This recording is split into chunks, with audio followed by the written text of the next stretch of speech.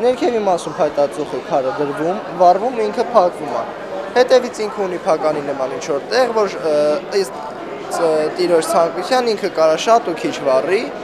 ու ըստ իրանց պահանջի ջեռուցում տա։ Իրանական 40-ամյա ընկերության արտադրանքն արդեն 10 տարի է նաև Հայաստանում է վաճառվում։ Փայտի ու քարածխի այս վառարանները սակայն մեկ շաբաթ առաջ են ներմուծվել։ Առաջարկն այն սպառողների համար է, ովքեր բնակարանը գազով ջեռուցելու հնարավորություն կամ չունեն կամ հրաժարվում են։ 50 կՎտ հզորություն ունեցող ջեռուցման այս կաթսան ավելի քան 150 քառակուսի մետր տարածք է ջեռուցում։ Շինարարություն եւ ինտերիեր 7-րդ միջազգային ցուցահանդեսին Հայաստանը, Ռուսաստանը, Վրաստանն ու Իրանը ներկայացնող մոտ 100 ընկերություն է մասնակցում։ Մի քանի կազմակերպություն կան, ներկայանում են առաջին անգամ իրենց նորույթները ներկայացնում են,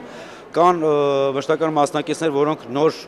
արտադրանք են արդեն կամ նոր ապրանքներ են ներմուծել, պետք է ցուցադրեն։ Բավականին հետաքրքիր ապրանքներ եւ ապրանքատեսակներ կան։ Տան կառուցման համար անհրաժեշտ շինանյութից ու գործիքներից մինչև արտաքին ու ներքին ձևավորման տարբեր պարագաներ։ Էքսպոն բավարարում է անգամ կրեատիվ սպառողների երևակայությունը։ Ձկան կմախքի տեսքով այս կահույքն օրինակ բացառիկ արտադրանք է։ Հայ դիզայների աշխատանքի կողքով անտարբեր անցնել չի լինում։ Հիմնականում կարելի է նաև մեծ բնակարների համար խոհանոցում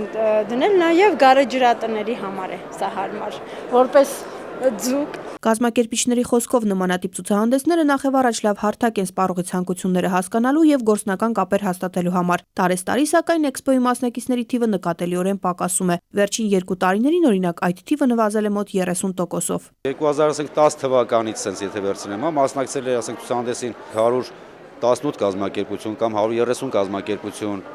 հիմա արդեն հասնում է 100-ի։ Այնուամենայնիվ կազմակերպիչները վստահ են, շինարարություն եւ ինտերիեր միջազգային էքսպոն հատկապես կարևոր է հայրենական արտադրանքը գովազդելու համար։ Ներկայացված ապրանքների գրեթե կեսը հայկական է։ Էքսպոյի դռները բաց են մինչև մարտի 30-ը։